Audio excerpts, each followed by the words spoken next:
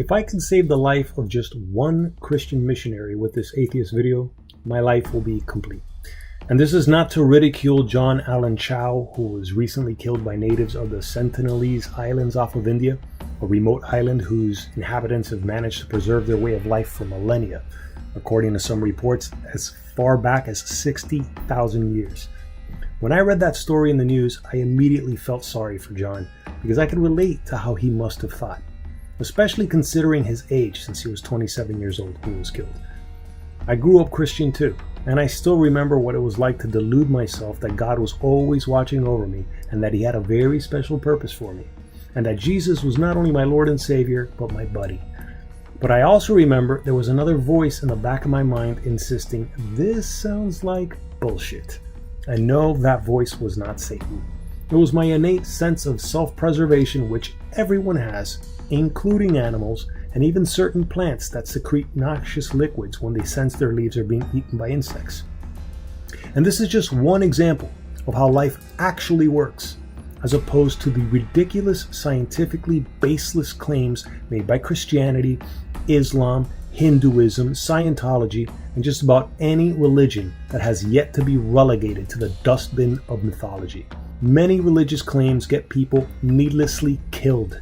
It's bad enough that not every human being is highly intelligent, rational, or even sane.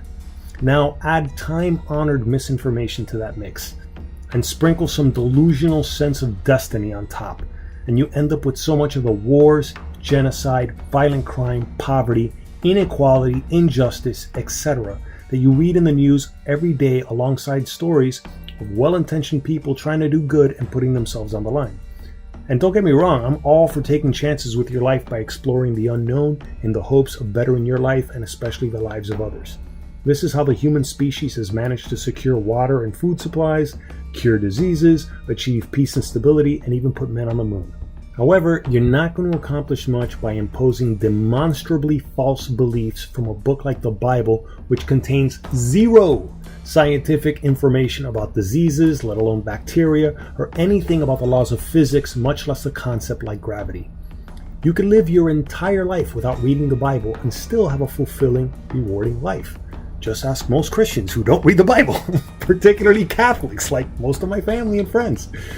At the very least, you can survive on this planet without any help from the Bible, as proven by the Sentinelese natives who have been carrying on for thousands of years, warding off invaders while passing on their genes from one generation to the next. This is why religion is not only a colossal waste of time, but a deadly one at that. If we want to have that better world, it's not going to be thanks to ancient superstitions crafted by men whose scientific knowledge was barely much higher than those of the very primitive people this missionary was arrogant enough to think he alone could save in the servile form of pious humility.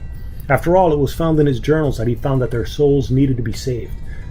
This is the kind of junk that I remember floating through my mind as well when I was growing up Catholic. If we want a better world, it's going to be thanks to accurate information, which is acquired through objective and honest observations about reality. And that information comes through painstaking trial and error, and oftentimes sheer chance, that is then verified and tested by other people actually trying to prove you wrong, such as the highly competitive scientific community where people try to outdo each other but will always be checkmated by reality. In a sense, professional scientists have to be honest. And this is the difference between scientists who deserve Nobel Prizes and religious preachers who deserve prison time for fraud. This is why acceptance of almost any religion involves some sort of threat that triggers another survival instinct, fear, especially fear of death. For example, if you do not accept Jesus Christ as your Lord and Savior, you're going to burn in hell forever after you die.